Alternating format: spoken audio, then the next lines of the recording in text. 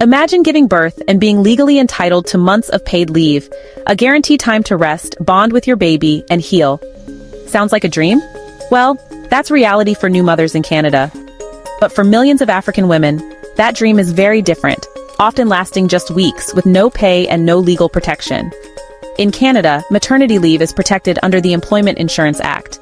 Mothers can take up to 15 weeks of maternity leave, followed by up to 61 weeks of shared parental leave, typically paid at 55% of their salary through employment insurance. According to the Government of Canada, over 89% of new mothers in formal employment benefit from these protections.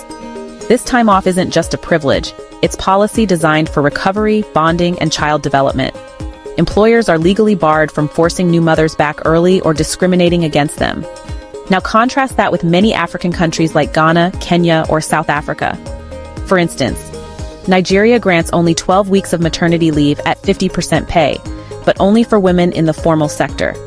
In Kenya, maternity leave lasts 3 months, but enforcement is poor.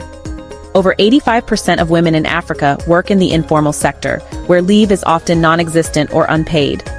According to the International Labour Organization, only 14 out of 54 African countries meet the minimum ILO standard of 14 weeks of paid leave.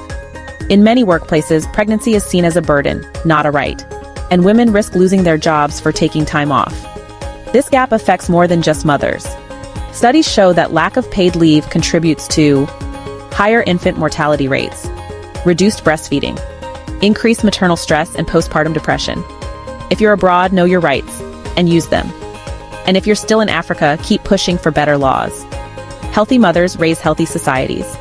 Share this to spread awareness among Africans living abroad or planning to travel. Follow Migration Africa for sure updates for Africans moving or living abroad.